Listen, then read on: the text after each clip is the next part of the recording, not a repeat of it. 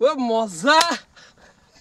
ভোগালী বিহুৰ কাৰণে মাছ বিচাৰি বিচাৰি আহোঁতে জপোৱা বিলৰ পাৰত দেখিলো এটা সুন্দৰ ঘৰ গছৰ ওপৰত ঘৰ পানীৰ ওপৰত ঘৰ কি এটা মনোমোহা পৰিৱেশ উঠি যাওঁচোন মজা চাংঘৰ ধুনীয়া কেনেকৈ বগাম জখলা জুবিনৰ সেই শিক্ষক গীতটিত সুন্দৰ উপস্থাপন কৰিছে আমাৰ বিল ৰখে যে এই ঘৰটোৰ ওপৰতে থাকি পেলাই বিলখন ৰখে আৰু মাঘ বিহু উপলক্ষে ভোগালী বিহু উপলক্ষে আচলতে মই মাছ বন্দবস্ত কৰিবলৈ আহিছিলোঁ আৰু ঘৰটো যি সুন্দৰ পৰিৱেশ দেখি ভাল লাগিলে পানীৰ ওপৰত ঘৰ গছৰ ওপৰত ঘৰ এইফালে বগাই যাওঁচোন দেই বন্ধু কৃষ্ণ প্ৰভু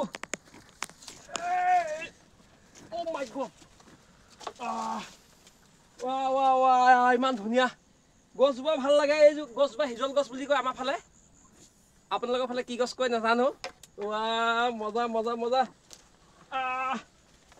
কি ধুনীয়া থাকিও ভাল লাগিছে বহিও ভাল লাগিছে একদম শুবলৈ মন যায় কি কম আচলতে পানীৰ মাজত ঘৰ গছৰ ওপৰত ঘৰ তাৰ আমেজটো ল'বলৈ মই এনেকৈ কৈছোঁ একো নাই ভাল লাগিছে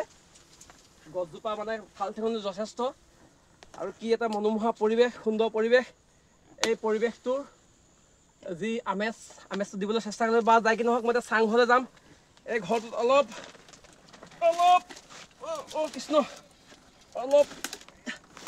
ইয়াত অলপ বহি পেলাই আমেজ ল'ম কৃষ্ণ প্ৰভু জীৱনত প্ৰথমবাৰৰ বাবে এনেকুৱা গছৰ ওপৰত যিটো ঘৰ সেই ঘৰত বহি আমেজ লৈছোঁ পানীৰ ওপৰত যিটো ঘৰ সেই ঘৰত বহা এটা আমেজ লৈছোঁ আৰু আপোনালোকক অকণমান দিবৰ কাৰণে চেষ্টা কৰিলোঁ বাই যদি ভিডিঅ'টো ভাল পায় লাইক কমেণ্ট শ্বেয়াৰ ছাবস্ক্ৰাইব কৰিব প্লিজ নমস্কাৰ